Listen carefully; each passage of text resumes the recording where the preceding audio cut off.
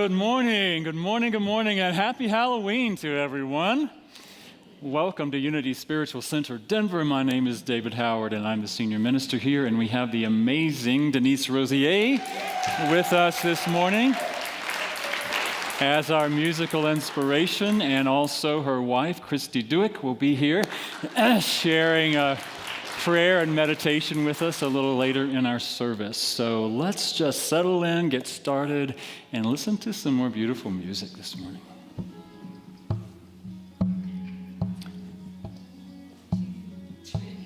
What are we hearing? There we go.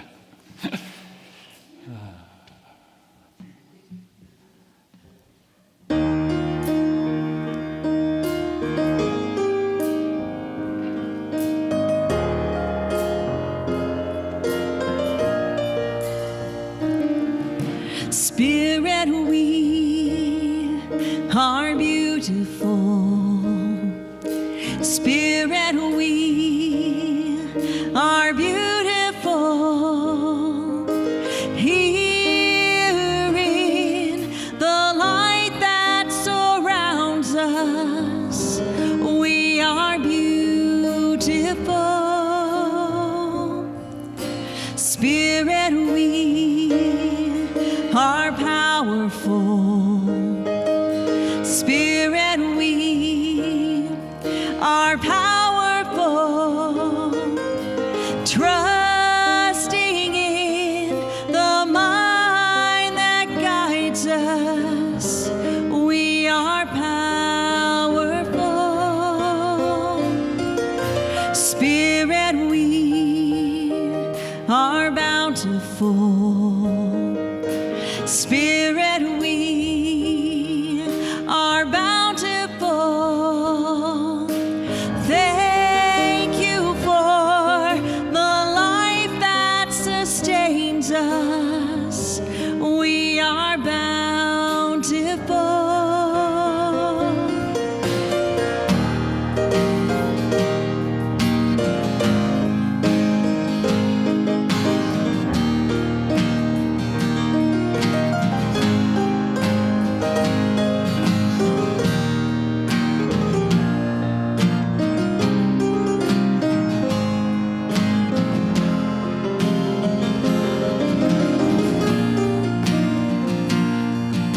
Spirit, we are beautiful.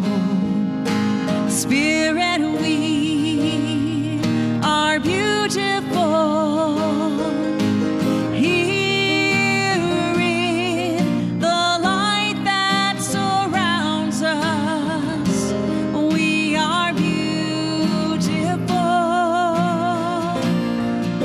Spirit, we are powerful. Spirit, we are powerful. Trusting in the mind that guides us, we are powerful. Spirit, we are bountiful. Spirit, we are bountiful. Thank you for a life that sustains us. We are bountiful. Spirit, beautiful. Spirit, powerful. Spirit, beautiful. Spirit, bountiful. Spirit.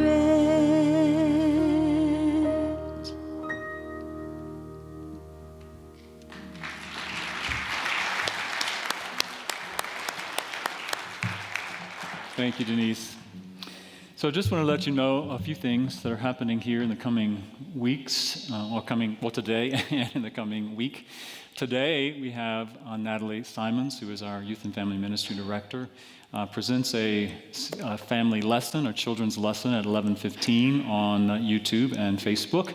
And I always recommend everybody to tune into that. If you're at home, please tune into that, and you'll always be inspired by those messages, I know.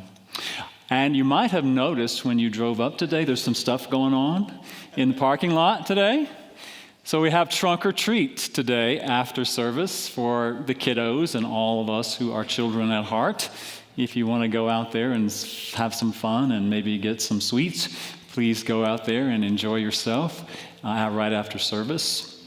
And then coming up on Wednesday, we have our monthly contemplative service right here in the sanctuary. I will be leading that, and it's a time, about an hour of music and meditation and silence. And it's a great opportunity to come together at the midweek and have a little respite and a little rejuvenation from your week. So I invite you to come and be a part of that. It will also be live streamed for those of you who would like to tune in online.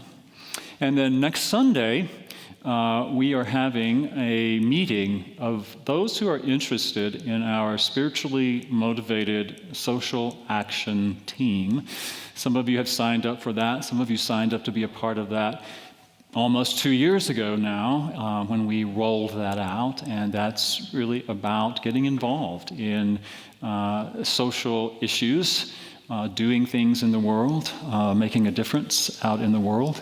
And for those of you who are interested in being a part of that, next Sunday, right after service, we're going to have a meeting to talk about what that might look like and go over some things with you there. So if you're interested in that, please sign up. There's a sign-up sheet as you leave today in the gathering space. As you're on your way out to trunk or treat, you can stop by and sign the list there. And somebody asked something? Oh, okay. And lastly, but certainly not least, I'm going to invite one of our council members, Christina Boatsam, up to share something with you about something the council is involved in and did yesterday. Welcome, Christina.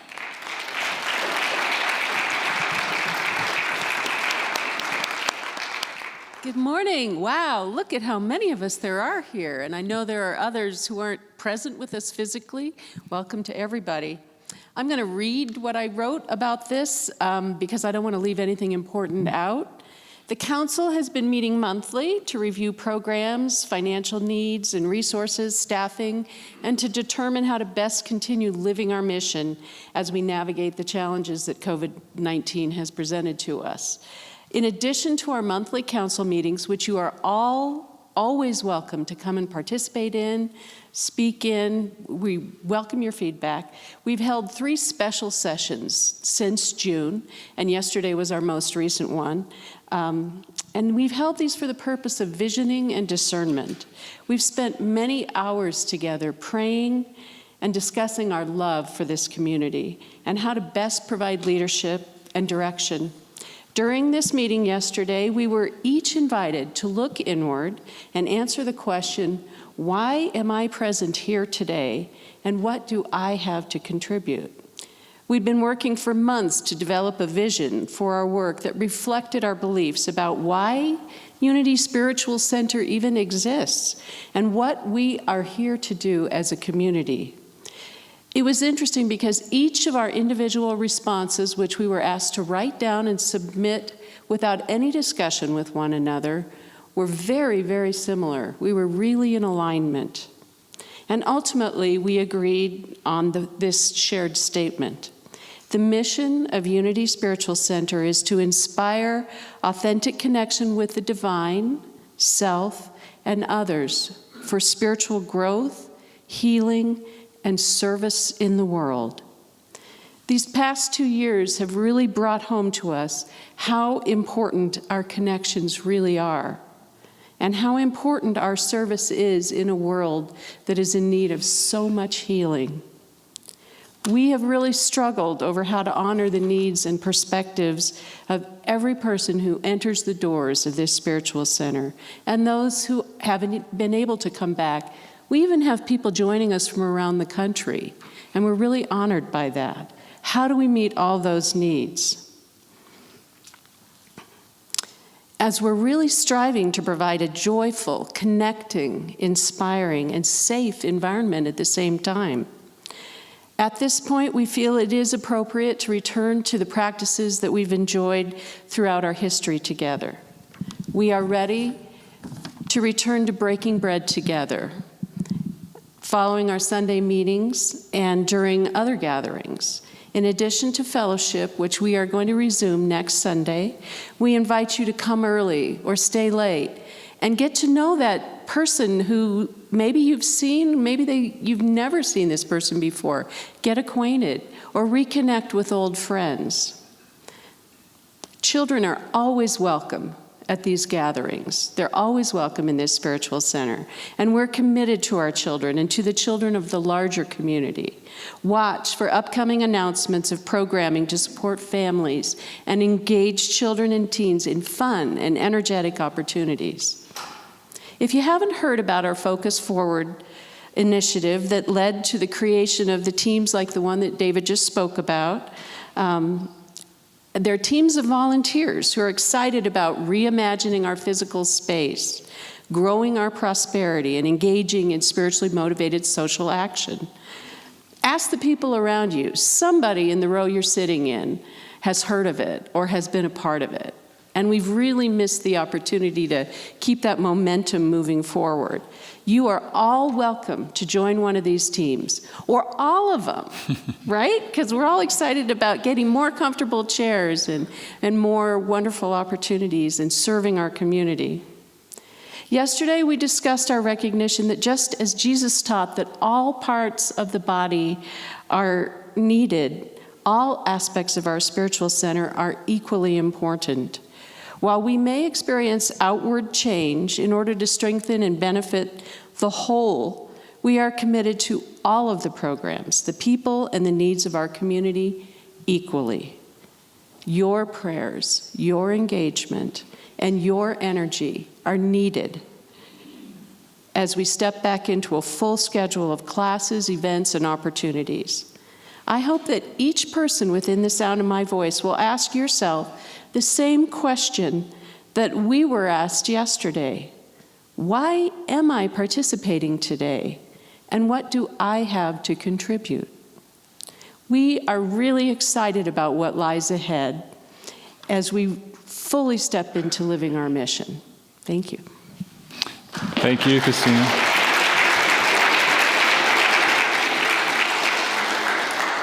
So we have some exciting ideas, and we know you have some exciting ideas for how we can move forward. And so we really do encourage your participation in these teams. And just quickly, I would like to just, for those of you who may not even know who our council members are, that's Christina Boatsum. And we also have Doug Harris in the back, who is our president of the council. And Thea Washington right back here, who is our vice president of the council. And Travis Garvin is a member of our council as well. Nancy Smith is our treasurer on our council. And Monica McNulty is down here as well. So we have all of our council members present today, and we're so happy about that. So thank you. And I want you to know that your council is in loving service to this community, and that it is a working and vitally active council. So we really do appreciate all that they share and all that they give to this community. So thank you for that. And now, let's take a breath.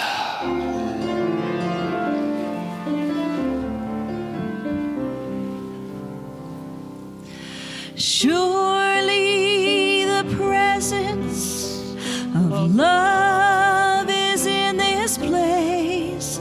I can feel the mighty power and the grace.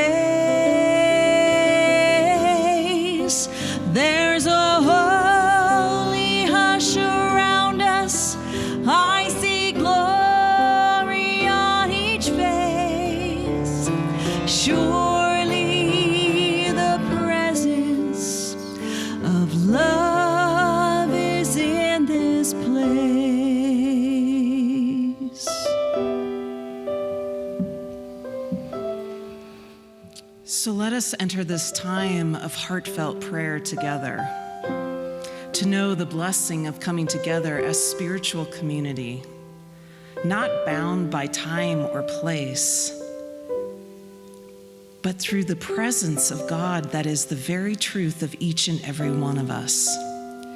So as we recognize that, let us settle in with this tone of expectancy this morning, that the purpose of today's service is to remind each and every one of us of the goodness we already are, of the love, the light that has its truth in every particle of our being. So regardless what's happened in this week behind us, regardless of the ways that we may have shown up less than who we thought we were, we just put those aside. We settle into the heart of God that is the very heart of each one of us, that is the very heart of this spiritual community, that is the very heart of the faith principles that we believe in. And we realize together that we say yes to those truths right here and right now. So we know that in the music of Denise and Martha and the band, that we are awakened just a bit more to that truth this morning. We know that in the wisdom of Reverend David, that there are words and sentiments and feelings that are evoked for me and for you that touch our hearts personally, growing us, reminding us, stretching us into that presence that we already are. So with a grateful heart, let us settle into this hour together as God's greatest gift to itself, as me, as you, as Denver Unity, as all those that feel a call to this community. So together we say, thank you, God. We know that it is good and very good. We release this prayer knowing that it is already done, and so. And together we say, and so it is. So it is. Amen.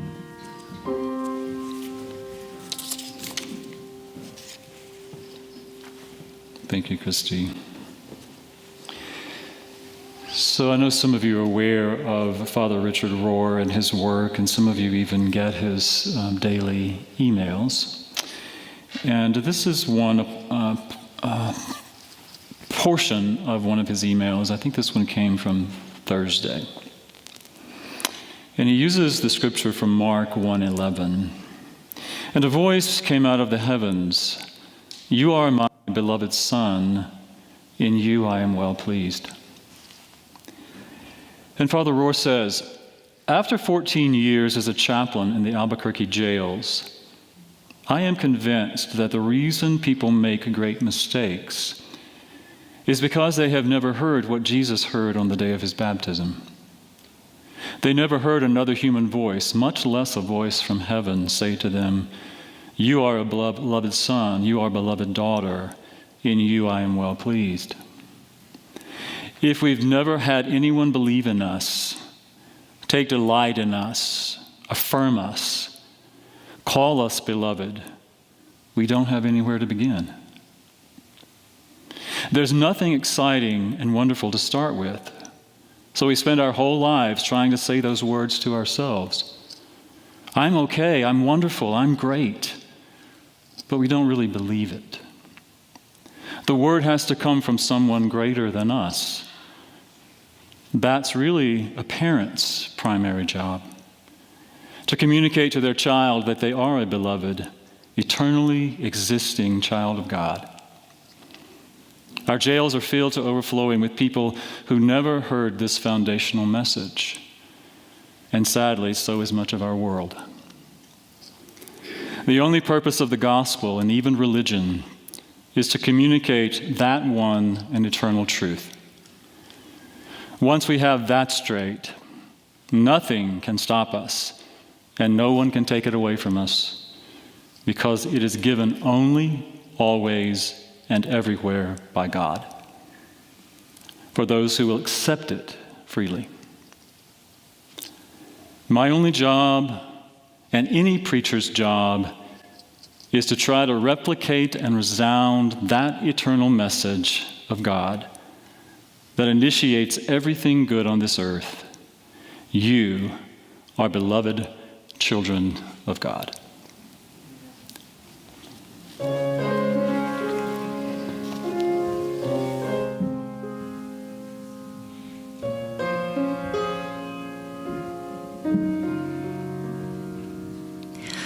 What did you say to the woman right there, alone in her fear?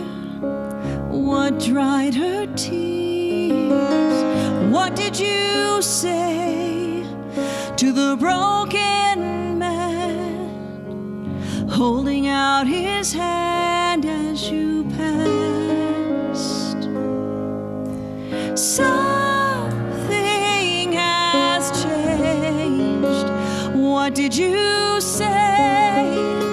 What did you say? Tell me from the inside out, whisper deep in my soul what your love's all about. When the weight of the world takes the best of me, give me your words, I pray. What did you say to open my heart when I locked it up, when I fell apart? What did you say when I let you in and you made the pieces fit? Everything has changed. I'm rightly rearranged. Tell me from the inside out, whisper deep in my soul what your love's all about. When the weight of the world takes the best of me, give me your words, I pray. What did you say?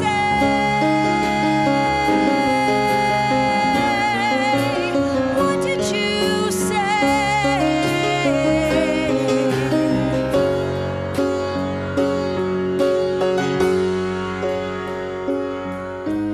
What did you say to make yourself heard, to change one life, to change the whole world? What did you say? What did you tell me from the inside out? Whisper deep in my soul what your love's all about. When the weight of the world takes the best of me, give me your words, I pray. What did you say?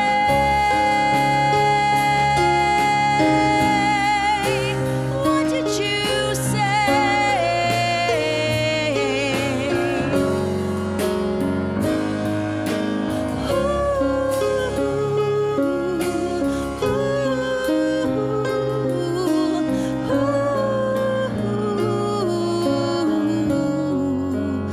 What did you say?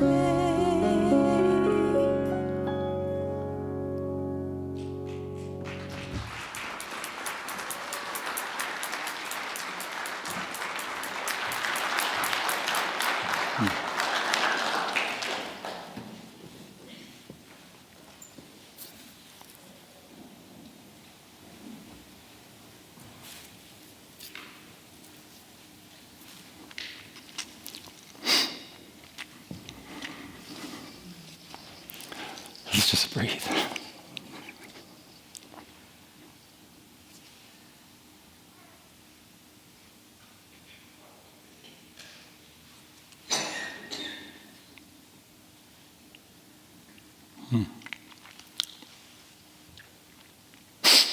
Thank you.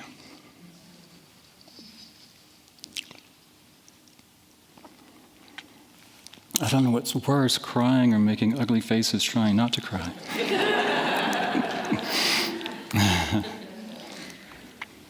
Really touched by that. Thank you, Denise. So, I know many of you are in costume today, so this is my costume today. Anybody have any idea who I am? What I am? Thank you. I like that. Child of God. So, this is probably the scariest costume I could think to put on today.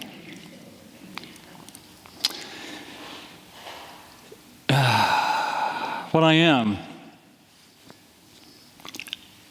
is an unaware, privileged, white, Christian adjacent, American, cisgender male.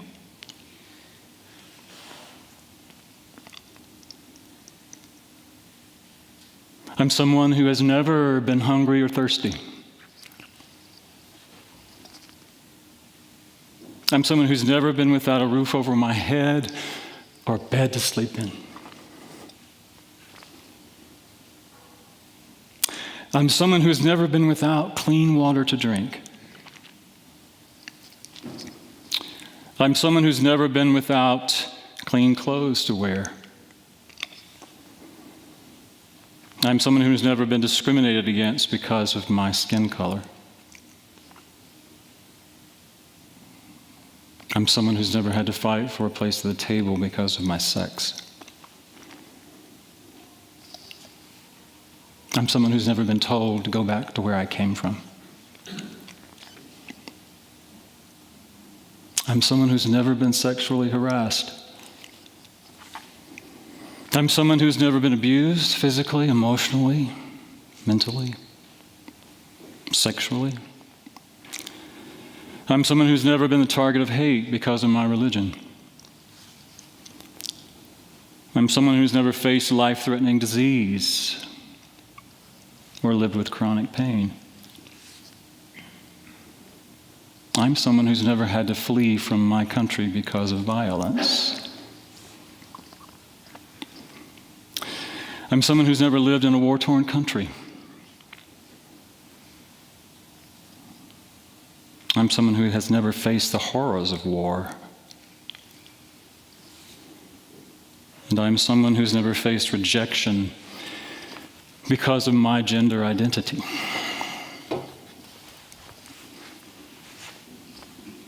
And that's who I am sometimes. Thankfully, hopefully, I'm also someone who is willing to look at those things, deconstruct those things, to be honest about where I am blinded by my own privilege. And I had an opportunity to be with that some this week. And I asked for her permission to share the story with you today. Linda Odie came to me last week before the service started, and she said, "Can I talk to you after service about something?" And I don't remember if she said there what it was all about. And I said, "Well, of course." So after service, last Sunday, we stood right over there and we talked, and she said, "I had a problem. I was confused. I didn't understand what you were saying in your blog about fear. Because I've worked with women who have been in abusive relationships or still in abusive relationships. Is this correct?" "No, I would never do that." But what I recognized about that, and thank you, Linda, first of all, thank you for being willing to talk to me about that. Because I know you did it out of love and care and concern for me and for this community. And that's the kind of authentic connection I'd like for us to have with each other. I want you to know I'm open to that. It wasn't totally easy for me to hear that, but what I recognized about that is how easy it is for me to stand here in my privilege and speak about things from that perspective, from that point of view. Now, I'm not saying that what I speak about I don't fully believe. But I understand that sometimes some people may be in a place where those things may not be so easy to hear. And sometimes I forget that.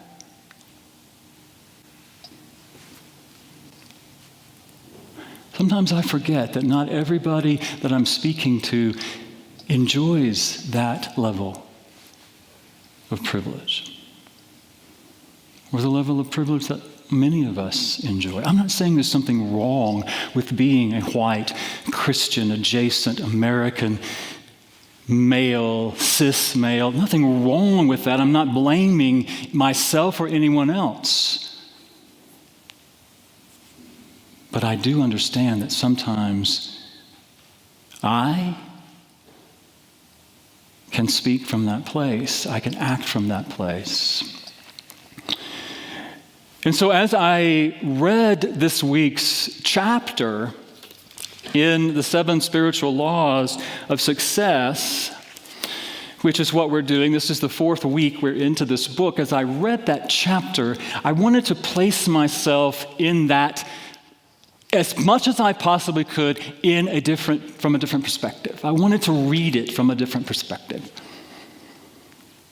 Not from my perspective of I've been in New Thought for how long now? 25 plus years. I have learned these principles. I have practiced these principles. I have embodied as much as I have come to in this moment these principles, and I have been able to hear these principles over and over and over and over and over and incorporate them into my life. But not everyone is in that place. And so when I read this, which is the next chapter is the law of least effort. I read it and I thought, how would somebody who is new to these ideas respond to that? How would I respond to that? And my first reaction was what my not so genteel Southern grandmother might say, which is, this is a load of masculine bovine feces.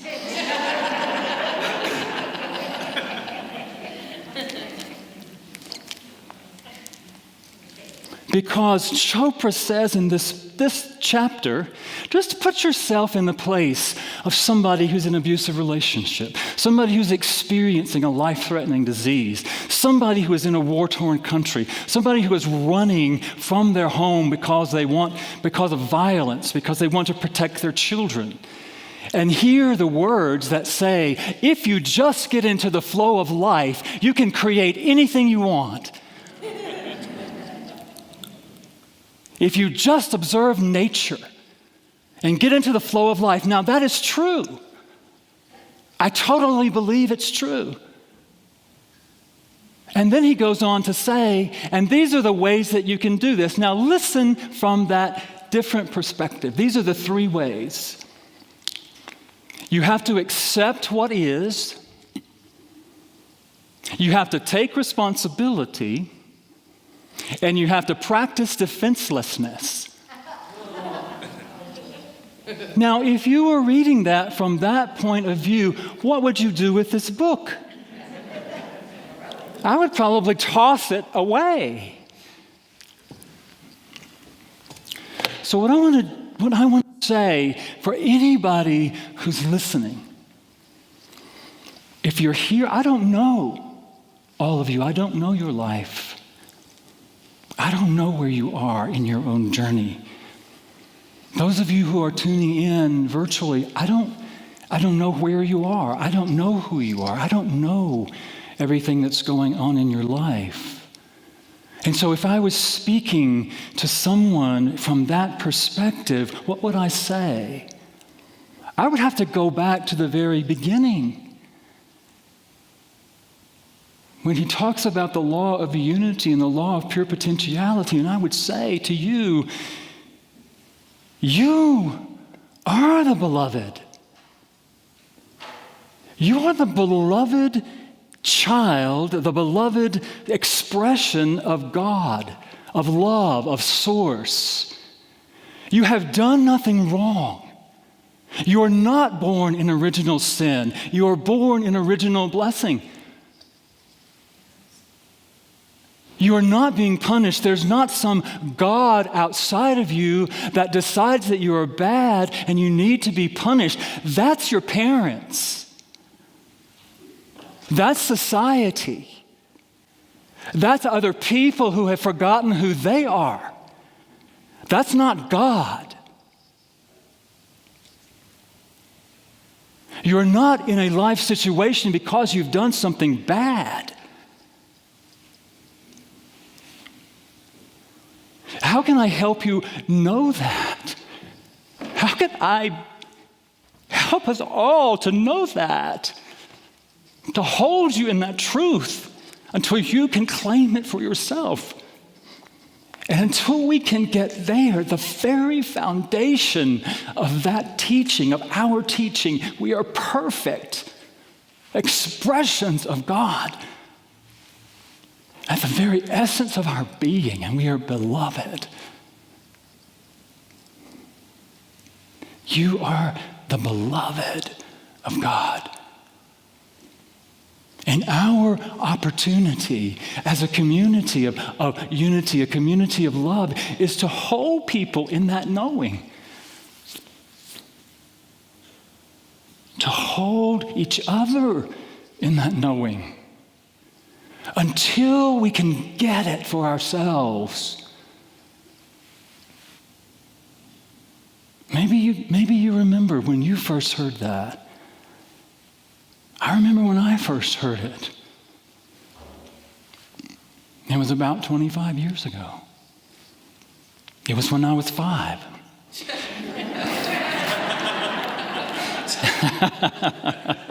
It was about 25 years ago.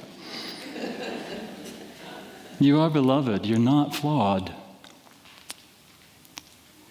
And whatever you might believe about yourself right now, when our parents want us to be a certain way, please, I know there are some parents out there who are not that way. When our parents want us to be a certain way, when our schools want us to be a certain way, when our society wants us to be a certain way and conform to that, we might lose touch with that unique expression of God that we are. But you are unique and wonderful. And the law of karma that I talked about last week can be so confusing, especially when people are experiencing being in situations where it's dangerous and hurtful and painful and blaming themselves and what did I do and what am I being punished for and all of that. It's not about that. What I want you to know, regardless of all of that, is that you are a powerful, creative being. Powerfully creative. The God as you, the God in you is a powerfully creative being. You can and will create something wonderful in your life, for your life, when you get that, you are the beloved. When you get that, you have something wonderful to share. Do you see how these things build on each other? Do you see how unless we get the first thing, the other stuff, I almost said a bad word, the other stuff does not make any sense.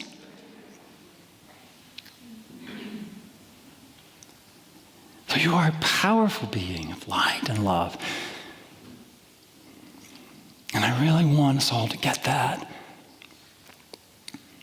So when Deepak talks about the law of least effort, reading from my privileged perspective, I was like, yeah, buddy, I don't have to do anything. I can just get in the flow and I can create all the wealth, all the things I want to create, just get in the flow. Well, I might be able to do that. You might be able to do that. I have lots of resources. I have lots of support. I have a community around me that supports me in knowing that. Not everybody has that. Not everybody has that. And we need to be aware of that. I need to be aware of that. When I'm standing up here preaching,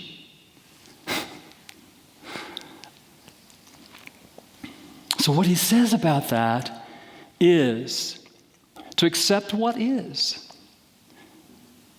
Now, if I am in an abusive relationship and somebody says to me, accept what is, what is my reaction going to be to that?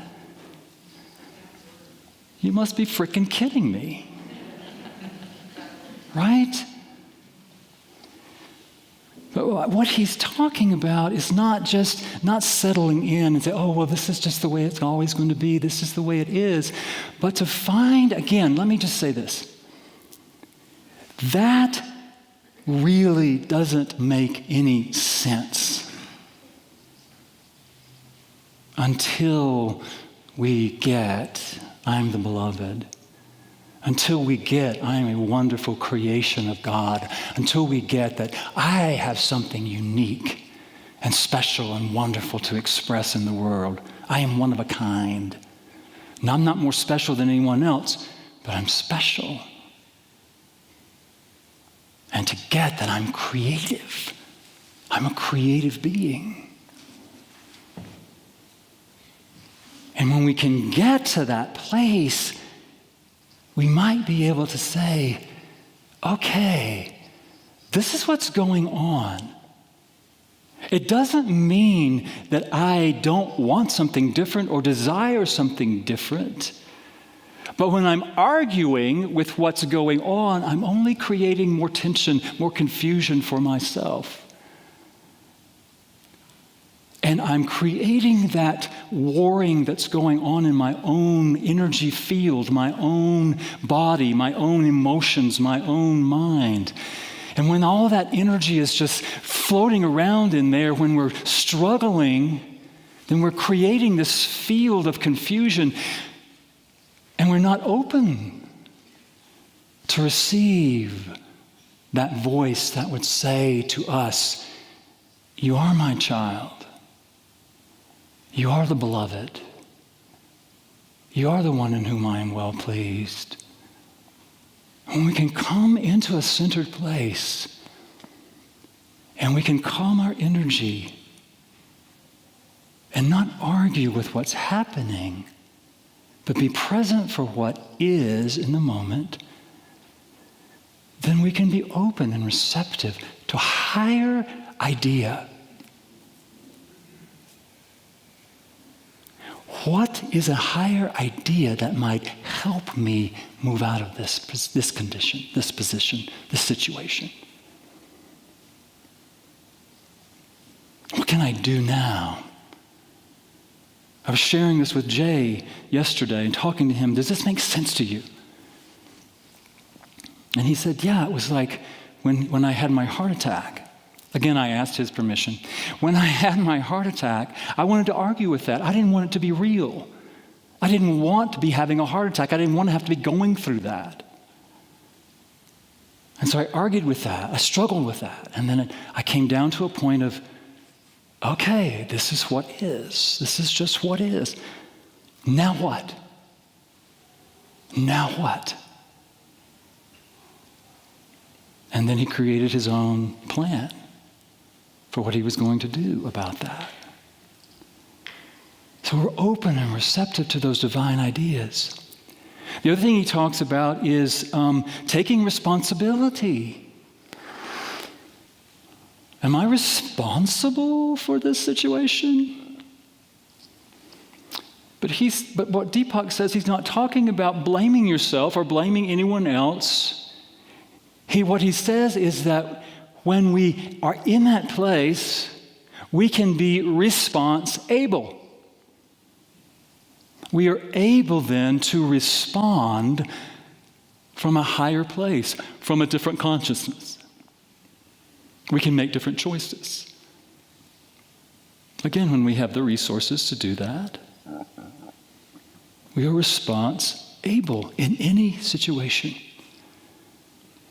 And then practice defenselessness. That was the toughest one for me, honestly. When you are in a situation that presents imminent danger to you physically, mentally, emotionally, you're going to practice defenselessness? I don't think he's talking about that. I think he's talking about self-protection or survival. I mean, you're not going to be in a situation where your life is threatened and not practice some sort of defense. The best course of defense, if at all possible, is to get out of the way. But that's not always possible. Not always possible. But I was thinking about, okay, what about, the martial art of Aikido? What they do, I'm not a practitioner of Aikido, but I've heard about it, that they sort of go with the energy that's coming at them when they're practicing Aikido. They're not pushing against, not resisting. Do you know when we resist something, we really give it more energy? When we resist something, we give it our energy and our power. So don't defend in that way about giving something. Don't give your power over to anything or anyone. And whatever is possible in the moment to protect yourself, do that. I would never tell anyone in any situation like that to stay no matter what. I don't believe in that. But also, in a deeper level, for those of us who are able to hear it, that the truth of us, that beloved aspect of us, needs no defense. We do not need to defend our true self. Course in Miracles says, in my innocence, my defenselessness lies. Is that right? In my defenselessness, my innocence lies. That's it. I was doing it backwards. In my defenselessness, my innocence lies. What is my innocence? It is my true nature. It is my pure self. But what do we want to defend? We want to defend our ego. We want to defend our idea of ourselves. We want to defend who we think we are. There's a great Zen story. I'll be short with this, but there's a great Zen story about Master I don't remember his name. Moses called him Hakim, who lived in this village, and he was a great Zen master, very well respected by the people in the village. And he lived near a store. A husband and wife owned a store, and they had this beautiful young daughter. Well, one day they found out their daughter was pregnant. And they were very upset. And so they said, well, who is the father? She didn't want to tell them. And eventually she said, oh, Hakim is the father. Well, they went to Hakim and said, you're the father of this baby. And Hakim said, is that so? And so when the village found out about that, he lost his reputation. People would call him names. People would spit on him in the street, and all his response would ever be, is that so? And then when the baby was born, they brought the baby to Hakim to say, it's your responsibility to raise and feed this child. What was his response? Is that so? So about a year passed, and the daughter couldn't stand it any longer. She couldn't hold that lie any longer, and she went to her parents and she said, the true father of the baby is a young man who lives in the next village. And so they went to Hakeem and said, this is what happened, and now we're ready to take the baby back. And he had gotten so attached to the baby, but his only response was, is that so?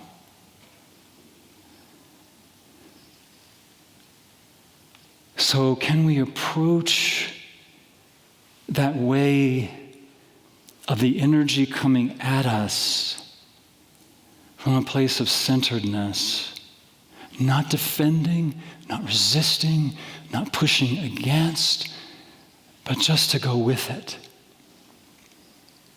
And just say, is that so? My innocence needs no defense. I am a pure, beloved child of God. That's all I need to know. And that's all you need to know.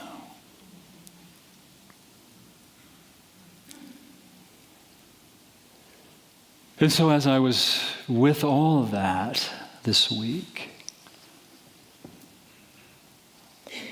it really was a good opportunity for me to look at how I approach what I do here,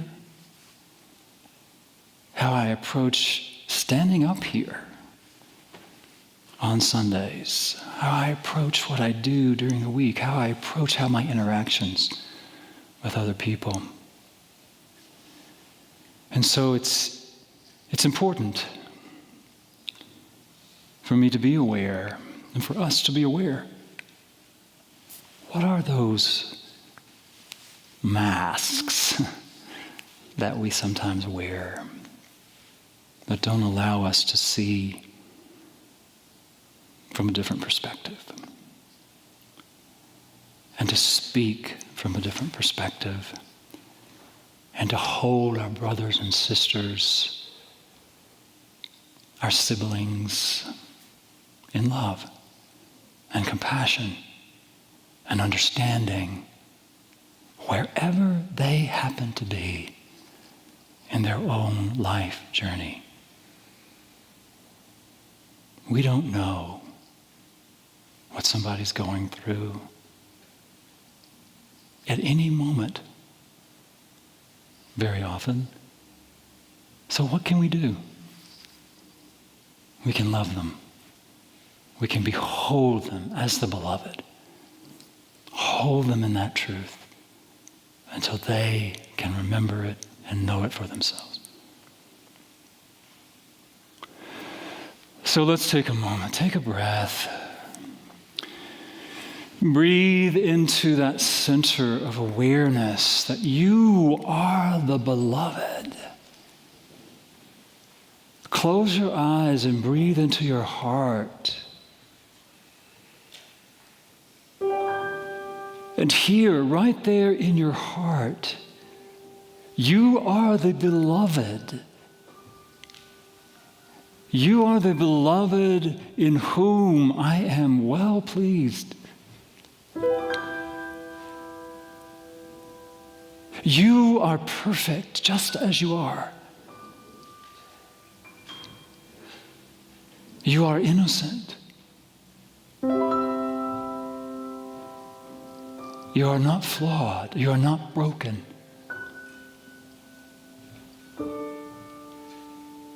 You are unique in your wondrous expression of God. And you are here to express that, to give that in a way that no one else can.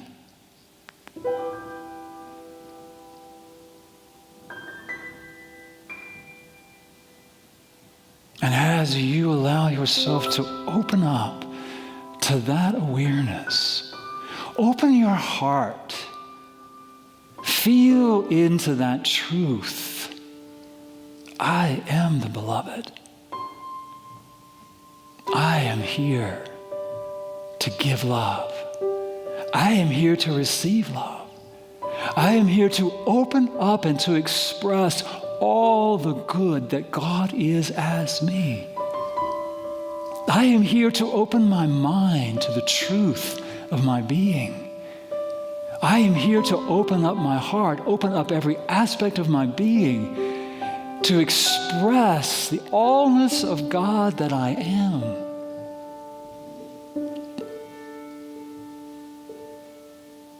I am here to rise above any conditioning, any idea that I might have believed that I am born in original sin, any idea that I have believed that I am deserving of anything less than love and belonging. To rise above any limitation that others have placed on me or that I have taken on from my religion, from my family, from the world around me. I free myself now. And I soar on the wings of that truth of who I am as an innocent child of God. And so as we take just a short time in silence, I invite you to be with that, to see yourself as that, to embrace yourself in that truth. See your own beauty, your own light, your own truth in the silence.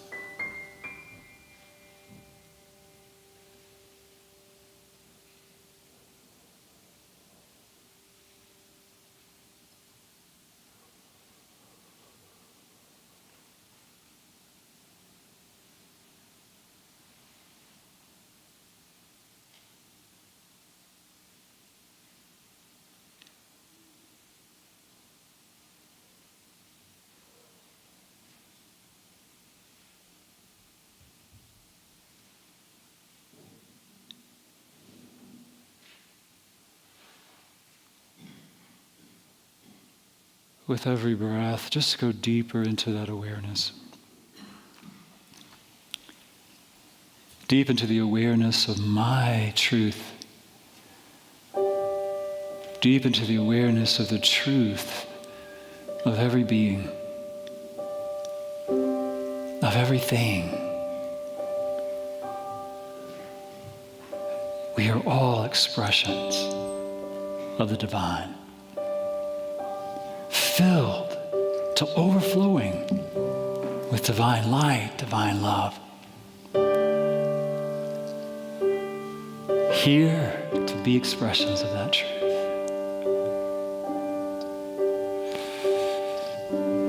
Breathe into that.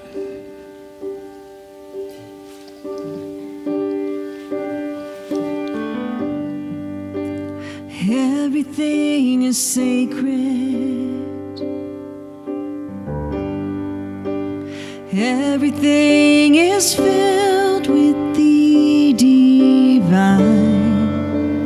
Everything is alive with spirit, with spirit.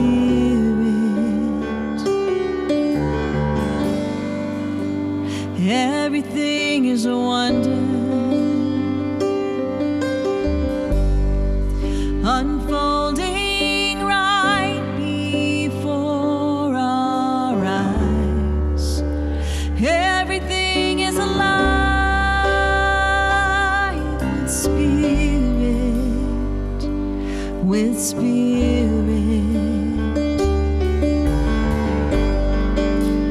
Everything is a blessing,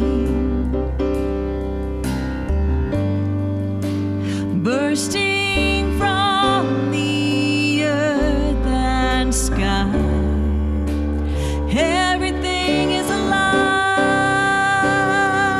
with spirit, with spirit.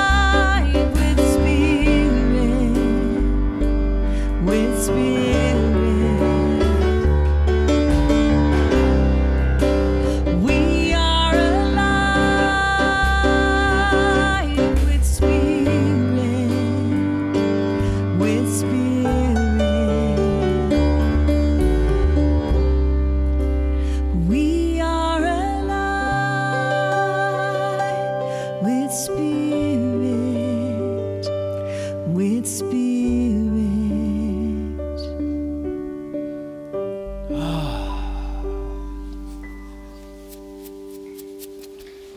So take a breath. Just breathe into that life, knowing that you are alive with spirit, as spirit expressing in this moment. And we are grateful for that knowing. So grateful. And so it is. So now is the time in our service where we have the opportunity to give, to share from our good, to bless this ministry. If you're here in the sanctuary and you have the app, you can give on the app. If you're here in the sanctuary and you'd like to give as you leave, there are baskets at the back of the sanctuary. If you're online, you see there on your screen, there are other ways for you to give. And so we appreciate all the ways that you share from your good to support the work here that we do at Unity Spiritual Center Denver. So let us say our offer joy blessing together. Divine love as me blesses and multiplies all that I am, all that I have, all that I give, and all that I receive. I am thankful.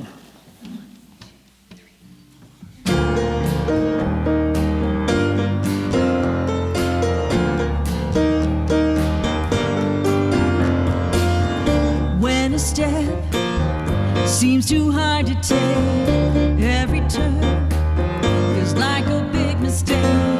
Makes you wanna close your eyes and hide. Trust yourself, even if you're scared. Don't give up, don't give in to fear. All the strength you seek, you'll find inside.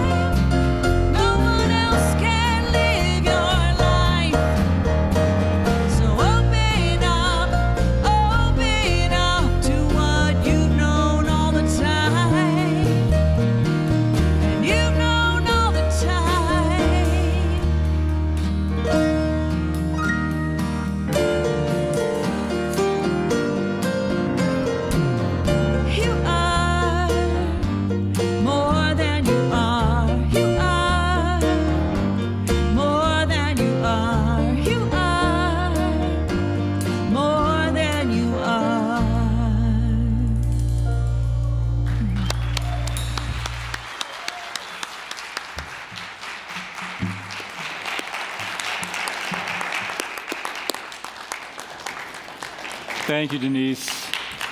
Always a pleasure to have you with us. Love you. And thank you, Christy, as well. Thank you for being here and blessing us with your beautiful words and spirit.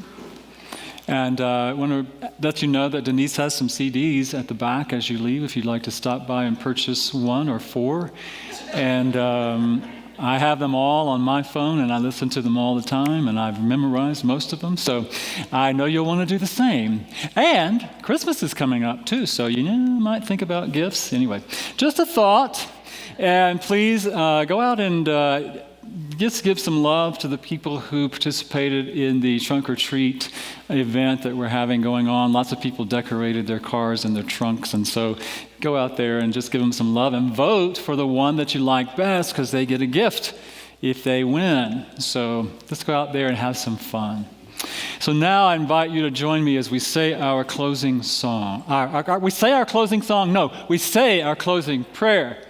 The light of God surrounds us. I am the light of God. As light, I illumine my world.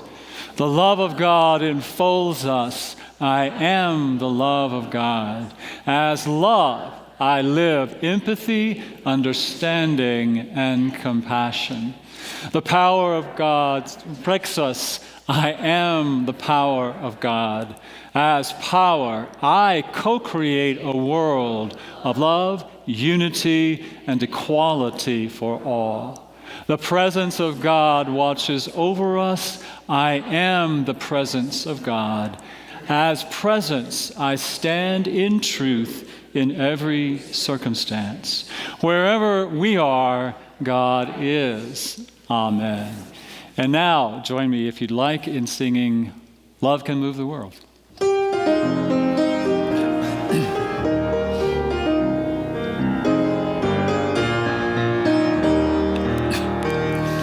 Love can move the world as the moon in the sky moves the sea. Love can cause the wars to cease. Love can move this world to peace. It's a time